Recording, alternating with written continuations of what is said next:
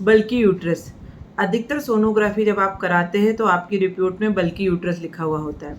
बल्कि यूट्रस का मतलब क्या है? देखिए, बच्चेदानी की स्वेलिंग को हम बल्कि यूट्रस, बल्कि का मतलब है भारी और यूट्रस मतलब हमारी बच्चेदानी। बच्चेदानी जब अपने साइज से बड़ी हो जाती है या उसमें स्वेलिंग आ जाती है तो वो बल्कि यूट्रस होती है। बल्कि यूट्रस किन बीमारियों में अधिकतर होता है? आप देखेंगे कि एडिनोमायोसिस है, वहां पे बल्कि यूट्रस रहेगा। फाइब्राइड हो गए, यूट्रस में गठाने हो गई हैं तो बल्कि यूट्रस रहता है, या 2-3 प्रेगनेंसी के बाद भी समटाइम बल्कि यूट्रस हो जाता है। बल्कि यूट्रस में जो ध्यान देने वाली बात है कि अगर आपकी बच्चेदानी की गद्दी एंडोमेट्रियम 12 से 13 से ज़्यादा है तो आपको डेफिनेटली उस पर ध्यान देना है, क्योंकि वो आगे चल के हमें कैंसर की तरफ ले जा सकती है।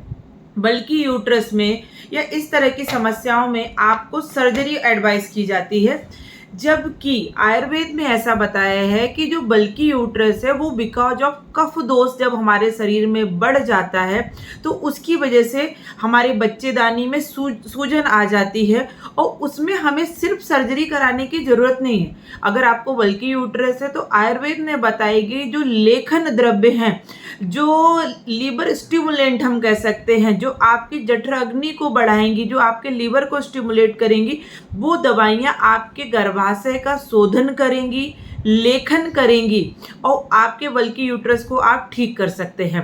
तो बल्कि यूट्रस में जो आपको डाइट रेजिमेंट वो अपनाने उनकी मैं आज बात करूंगी। आपको फैटी फूड आपकी डाइट से बिल्कुल हटा देना है। जहाँ तक हो सके आपको घी से बने हुए पदार्थ कम मात्रा में खाने हैं, ऑयल का इस्तेमाल बहुत कम करना है और जो ग्रेन्स हैवी टू डाइजेस्ट है वो ग्रेन्स आपको हटाने हैं। आपको ज्वार की रोटी या इस तरह की चीज़ें खानी है। और सबसे ज़्यादा बल्कि यूट्रस में जो है आपको काम करेगा वो है पंचकर्म। पंचकर्म चिकित्सा में बताए गए वमन और विरेचन, ये 2 चीज़ें ऐसी हैं जो आपके बॉडी को डिटॉक्सिफाई करते हैं, आपके मेटाबॉलिक रेट को इंक्रीज करते हैं, लीवर को स्टिमुलेट करते हैं। तो जो आपका एस्ट्रोजन हार्मोन सिक्रीशन बढ़ गया है उसको ठीक करते हैं। तो बल्कि यूट्रस के लिए सर्जरी नहीं करनी है, आयुर्वेद के पास आना है, पंचकर्म और लेखन द्रव्यों से आपके बल्कि यूट्रस को ठीक करना है। बल्कि यूट्रस के जो एसोसिएटेड सिम्टम्स रहते हैं कि हैवी ब्लीड होना या फिर यूट्राइन पेन होना, तो देखिए एक केस के माध्यम से समझेंगे। एक 35 ईयर फीमेल मेरे पास आई हैं जो जिनको 2 बच्चे ऑलरेडी थे। उसके बाद उनकी जो ब्लीडिंग थी वो धीरे धीरे हर महीने 7 से 8 दिन और ड्यूरिंग ब्लीडिंग बहुत ज़्यादा फ्लो हो रहा था उनको। तो ये जो बल्कि यूट्रस की कंडीशन थी वो एडिनोमायोसिस में थी। अब इसी केस में हम ये देखेंगे एडिनोमायोसिस क्या है। एडिनोमायोसिस का मतलब होता है जो हमारे बच्चेदानी है गर्भाशय उसकी 3 लेयर होती हैं। सबसे अंदर वाली लेयर हमारी होती है एंडोमेट्रियम, फिर बीच वाली होती है हमारी मायोमेट्रियम और बाहर वाली होती है पेरीमेट्रियम। एंडोमेट्रियम जो हमारे महीने के समय ब्लड के फॉर्म में बाहर निकल जाती है। जब हमारे शरीर में कफ दोष ज़्यादा बढ़ जाता है और वात की गति विमार्ग गमन हो जाती है, वात अपने स्थान पे ना रह के दूसरी जगह चला जाता है, तो ये एंडोमेट्रियम इस मस्कुलर लेयर में चली जाती है।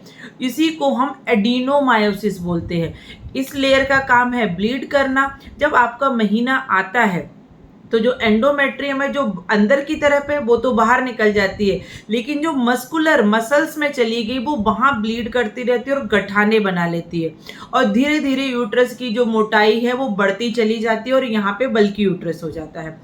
इस केस में हम लोगों ने क्या किया, सबसे पहले पेशेंट को हम लोगों ने ऐसी दवाइयाँ दी जिससे उनका जठराग्नि प्रदीप्त हो। उसके बाद उस पेशेंट का हम लोगों ने विरेचन किया था। विरेचन करने से सबसे ज़्यादा फायदा ये मिला कि इनका जो पित्त बढ़ा हुआ था जिसकी वजह से हैवी ब्लीड हो रही थी तो वो कंट्रोल हो गई। और विरेचन करने से पेशेंट का लीवर स्टिमुलेट हुआ और उसका हार्मोन सिक्रीशन भी ठीक हो गया।